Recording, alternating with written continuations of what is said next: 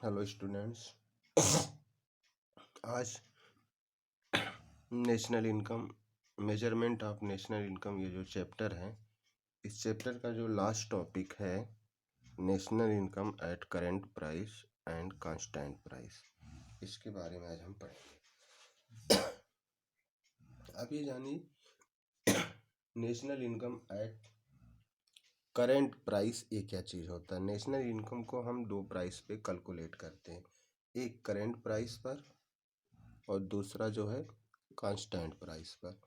तो current price पर national income क्या होता है, यह मनी जितने भी सारे फाइनल गुड्स एंड सर्विसेज होती हैं उनका जो मनी वैल्यू होता है और वो मनी वैल्यू करेंट ईयर पर कैलकुलेट किया जाता है, तो उसी को national income at current price कहते हैं। इसको डेफिनेशन में ऐसे कह सकते हैं, it is the money value. Current national income क्या है? It is the money value, it is the money value of all final goods and services produced by a normal residents of a country।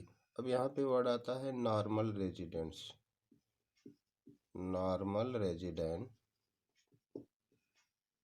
Residents of a country. Normal resident का मतलब of a country, जो country का जो resident होगा, जो निवासी होगा, जो देश का नागरिक होगा, उसके द्वारा जो भी गुड्स एंड सर्विसेज प्रोड्यूस की जाएंगी उसका जो मनी वैल्यू होगा, उसी मनी वैल्यू को हम national income at current price कहते हैं। और यह जो मनी वैल्यू है किस पर कैलकुलेट किया जाता है?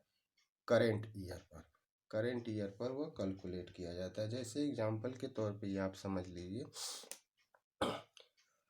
जैसे ये आपका सेशन जिस 2000 अगर मान लीजिए 2020 और 21 का नेशनल इनकम निकालना है, तो 2020 और 21 इस सेशन में देश के अंदर जितनी भी गुड्स एंड सर्विसेज प्रोड्यूस होती हैं देश के ये रेजिडेंट द्वारा, देश के नागरिकों द्वारा, नॉर्मल रेजिडेंट द्वारा जो गुड्स एंड सर्विसेज जो प्रोड्यूस होती हैं इस साल में, उसका जो मनी वैल्यू होता है उसी को हम national income at current price कहते हैं।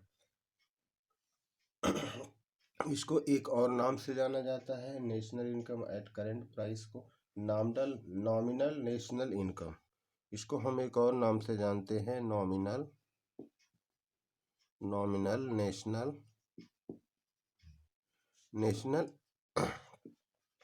इनकम। नॉमिनल नेशनल इनकम ये होता है। यह जो national income at current price होता है, जो यह अर्थव्यवस्था का जो है ट्रू पिक्चर्स, यानी अर्थव्यवस्था की जो ट्रू पिक्चर है, वास्तविक फिगर है, इसको प्रेजेंट नहीं करता है।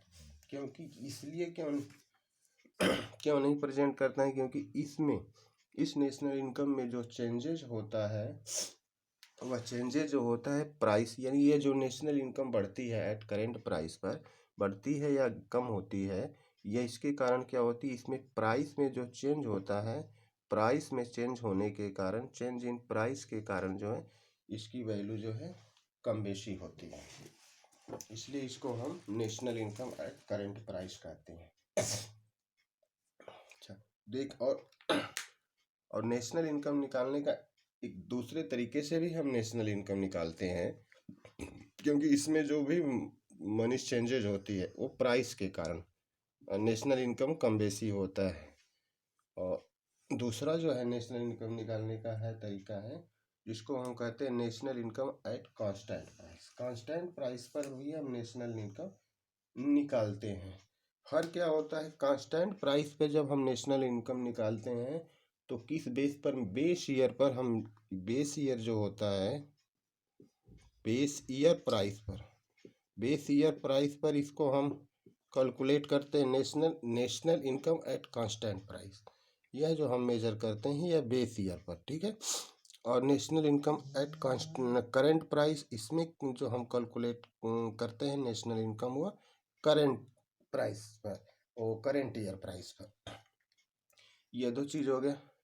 इसके बाद national income at constant price. National income at constant price को हम रियल नेशनल इनकम के भी नाम से जानते हैं। इसको हम रियल नेशनल इनकम के नाम से भी जानते हैं, ठीक है। और यह जो इनकम है national income at constant price, यह अर्थव्यवस्था की इकोनॉमी का ट्रू पिक्चर यानी रियल ग्रोथ को प्रेजेंट करता है।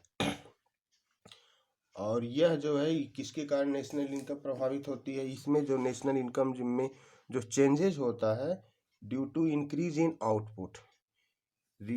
National income at constant price में जो चेंजेस होता है किसके कारण होता है, आउटपुट के कारण होता है।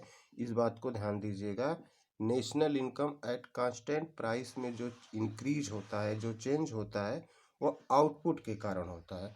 और national income at current price में जो चेंजेज होता है वह चेंज इन प्राइस के कारण, यानी प्राइस में चेंज हो जाता है तो उसके कारण जो नेशनल इनकम में चेंजेज होते हैं उस नेशनल इनकम को national income at current price कहते हैं।